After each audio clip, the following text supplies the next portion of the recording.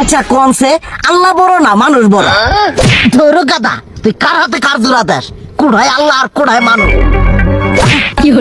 যেটা কবার কইছে ওইটা কন। আল্লাহ বড় না মানুষ বড়? আল্লাহই তো বড়।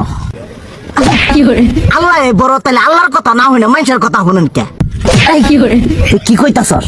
কি আর আল্লাহর কথা মানে না মানুষের কথা মানে? হ্যাঁ, কি আর মানুষের কথা শুনেন তাই না? আমনে যে ওই দিনকে ডায়াবেটিসের রোগ নিয়ে যে হাসপাতালে গেলেন, ডাক্তার আপনার কত কিছু খাবার না করলো, সব কিছু না খাই এখন চলতেছেন। তাহলে আল্লাহ যে আপনারে কইছে যে হারাম খাবার না, সুদ খাবার না, কই আপনি তো কাম কাজ বাদ দিয়ে এলাকার আমাদের টাকা পয়সা না গায়ে খালি ওইলে দিয়েই খান, নিজেরা টেও হালাল ভাবে কামাই করেন না, ওই সুদও তো না কটা টিয়া করে লাভ আহে ওইলে দিয়ে দিয়ে চলেন আর পেটটা বড় বানাইছেন। শুনেন একটা কথা কই, হারামের কোনোদিন আরাম নাই। হালাল পথে রুজি রোজগার করেন, প্রয়োজনে এড়া বেলা কম খায়েন, তাও শরীর পিণ্ডও ভালো থাকবো, কোনো রোগ বেদও হবো না, আরামও পাবেন, আল্লাহও খুশি থাকবো। তুই আমার এইভাবে বুঝাবি আগে কইলি না কে?